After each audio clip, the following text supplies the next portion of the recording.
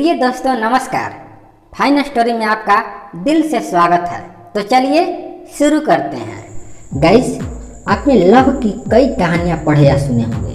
किताबों में, समाचार पत्रों में या फिल्मों में भी आपने कई प्यार की काल्पनिक कहानियां सुने होंगे। परंतु आज हम एक ऐसी रियल लव स्टोरी के बारे में बताने जा रहे हैं जिसमें लव, वादा और हौसला का जबरदस्त संगम है। मुझे उम्मीद है कि यह रियल लव स्टोरी आपको बहुत पसंद आएगी, क्योंकि यह ऐसी लव स्टोरी है जो जातिवाद, छुआछूत, गरीब अमीर, गोरा काला आदि के लिए एक मिसाल है। दोस्तों, यह वीडियो थोड़ा लंबा जरूर है, परंतु मुझे पूरा विश्वास है कि आप पूरा देखिए, आपको बहुत पसंद आएगी। तो चलिए इस लव स्टोरी को शुरू करते हैं।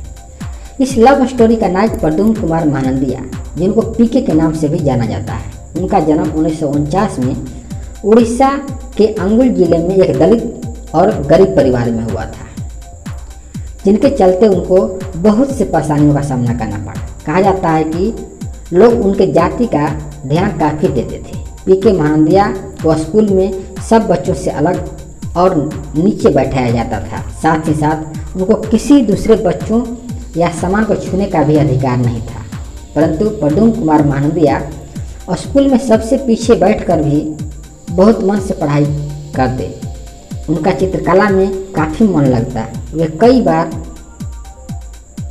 हमेशा चित्र बनाते रहते थे। गाइस, पीके महानंदिया छुआछूत से काफ़ी परेशान होते थे, परंतु वह जब भी दुखी होते तब उनकी माँ की एक बात हमेशा उनको याद आ जाती। उनके माँ किसी ज्योतिषी ने बताया था कि तुम्हारे बेटे का विवाह एक विदेशी लड़की से होगा जो बहुत सुंदर होगी, उसका संगीत में भी रुचि होगा, उसकी राशि वृषभ होगी तथा वह एक जंगल की मालकिन भी होगी। यह भविष्यवाणी उसकी माँ ने महानंदिया को बताई थी। इस बात का प्रभाव महानंदिया पर भी पड़ा। वे उस सुनहरे पल का इंतजार करते थे और वे ध्यान से पढ़ते थे। धीरे धीरे वे चित्रकला में महारत हासिल कर लिए। उनके टैलेंट को आगे बढ़ाने के लिए उनके परिवार के पास पैसे की काफ़ी कमी थी, परंतु पीके महानंदिया आगे की पढ़ाई करने के लिए प्रयास करते रहे। कहा जाता है ना कि कोशिश करने वालों की कभी हार नहीं होती। यही हुआ उनके साथ भी। उड़ीसा सरकार की सहायता से उनको दिल्ली के आर्ट कॉलेज में दाखिला मिल गया, परंतु दिल्ली में उनका चैलेंज और भी बढ़ गया, क्योंकि रहने और खाने का खर्च उन्हें खुद उठाना पड़ता था।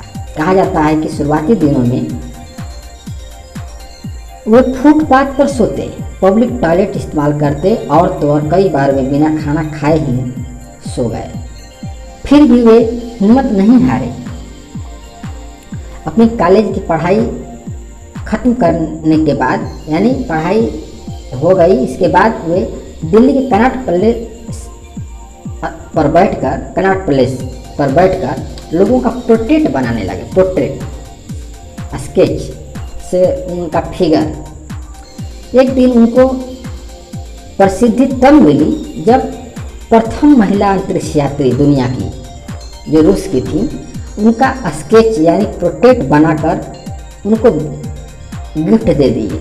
यह स्केच भेंट पाकर वह अंतरिक्ष यात्री बहुत खुश हुई और यह खबर न्यूज़पेपर में भी छप गया। जब यह खबर आयरन लेडीज के नाम से मशहूर इंदिरा गांधी के पास पहुंची, जो उस समय प्रधानमंत्री थी, उन्होंने भी पीके महानंदिया से अपना पोर्ट्रेट बनवाया, जो उन्हें काफ़ी पसंद आया। यह खबर भी न्यूज़पेपर में प्रकाशित हुआ और फिर इंदिरा गांधी के कहने पर भारत सरकार द्वारा पीके महानंदिया को कनॉट प्लेस पर ही एक जगह दे दिया गया, जहां वे अब लोगों का पोर्ट्रेट बनाने लगे। इस तरह इंडिया के साथ साथ वह पूरे दुनिया में फेमस हो गए। बड़े बड़े राजनेता पीके महानंदिया के पास अपना स्केच बनवाने के लिए आते रहते। इस तरह न्यूज़पेपर में उनके पोर्ट्रेट की खबर छपने से दुनिया भर में धीरे धीरे फेमस हो गए। इस खबर को स्वीडन की रहने वाली लड़की शार्लोट वान ने पढ़ी,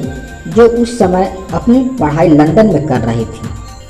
शार्लोट वान को भी इच्छा हुई कि इस भारतीय पेंटर से, यानी महानंदिया के हाथों से अपना पोर्ट्रेट बनवाएं। चूँकि शार्लोट वान धनी लड़के थी, उनको अपना स्केच बनवाने में इतना ज़्यादा लालसा हुई कि 19 वर्ष की आयु में अपना नया ड्राइवरी लाइसेंस बनवाकर भारत की यात्रा पर अपनी 4 व्हीलर गाड़ी से निकल पड़ी और 22 दिन के लंबी यात्रा के बाद यूरोप से भारत 1975 में पहुंची। जब शार्लोट वान दिल्ली के कनॉट प्लेस पर पहुंची और प्रद्युम्न कुमार मानदिया को देखा तो तुरंत अपना स्केच बनवाने के लिए पास चली गई। पीके मानदिया ने प्रोटेक्ट बनाते समय उनका ध्यान अपनी मां की भविष्यवाणी पर चली गई, पता नहीं क्यों, जिसका परिणाम यह हुआ कि प्रोटेक्ट शार्लोट वान को पसंद नहीं आया। पीके मानदिया को पहली नज़र में ही एहसास हो गया था कि शायद यही वह लड़की है जो माँ ने भविष्यवाणी में बताई थी। शायद इसीलिए वो विचलित हो गए और अच्छा स्केच नहीं बना पाए जितना बनाना चाहिए।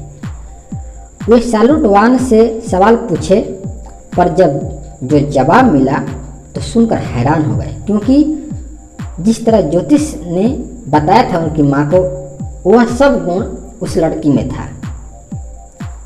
वह बहुत दूर से आई थी, यानी विदेशी। वह एक जंगल की मालकिन थी, क्योंकि वह इकलौती संतान थी अपने माँ बाप का। उनका संगीत में काफ़ी रुचि था और वह वृषभ राशि से भी थी। अब तो उनको पूछना ही नहीं था पीके मानदिया सर का। अगले दिन फिर शार्लोट स्केच बनवाने आई और फिर पसंद नहीं हुआ, अच्छा स्केच नहीं बना पाए, उनका दिमाग विचलित हो गया। शायद पीके मानदिया का ध्यान प्रोटेक्ट बनाने पर नहीं था, बल्कि भविष्यवाणी पर लगा हुआ था। फिर तीसरे दिन भी आई, तब भी शार्लोट वान भी मानदिया को पसंद करने लगे। तब तक अब शार्लोट वान भी मानदिया को पसंद करने लगी और दूसरी तरफ पीके साहब का तो पूछना ही नहीं था। वे तो फूल अपनी पत्नी के रूप में देख रहे थे। शार्लोट भारत घूमना चाहते थे, तो पीके जी ने उनको अपने गांव घुमाने ले गए। एक मंदिर में ले गए। जब वह मंदिर का जो पहिया देखी बाहर में, तो शार्लोट वान के घर में भी एक उस मंदिर का फोटो लगा हुआ था। तो उनको एहसास हो गया कि ये वाह, ये यहाँ पर है, हमारे घर में भी इसका फोटो लगा हुआ है, लेकिन हमको यह नहीं पता कि यह जगह कहाँ है। लेकिन अब मेरे को मालूम हो गया कि यह यहीं इंडिया में है।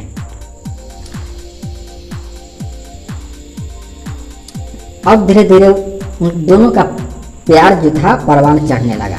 फिर क्या था, उड़िया रीति रिवाज से दोनों की शादी हो गई। 2-3 हफ्ते साथ बिताने के बाद शार्लोट का वीज़ा खत्म होने लगा। वह अपने साथ अपने पति को भी ले जाना चाहती थी, क्योंकि उनको भी पढ़ाई करना था लंदन में। परंतु पीके जी ने वादा किया कि तुम जाओ, तुम पढ़ो और मैं भी पढ़ लेता हूँ, और अपनी पढ़ाई ख़त्म करने के बाद मैं वादा करता हूँ कि तुमसे मिलने के लिए ज़रूर आऊँगा। फिर क्या था, दोनों एक दूसरे से अलग हो गए।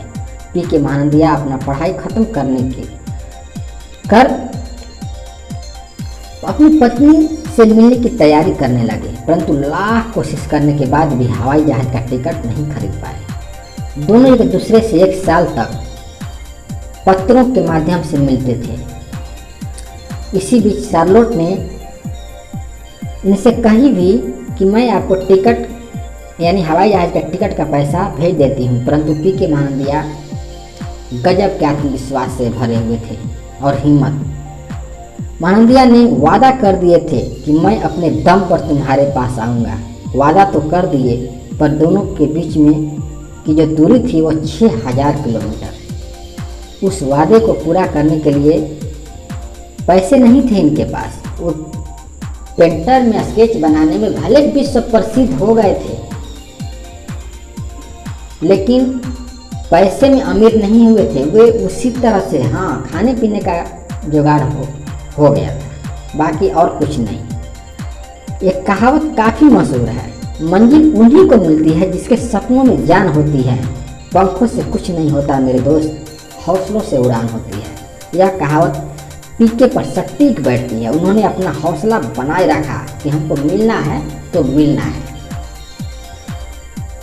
अपना सब कुछ बेचकर कुछ पैसे जुटाए, फिर एक सेकेंड हैंड की साइकिल खरीदी, अपने पेंटिंग का सामान लिए और 22 जनवरी 1977 को स्वीडन के लिए निकल पड़े।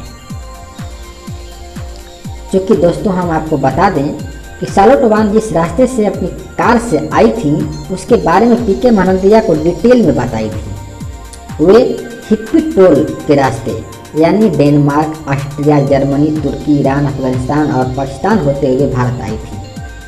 पीके भी उसी रास्ते को फॉलो करते हुए निकल पड़े।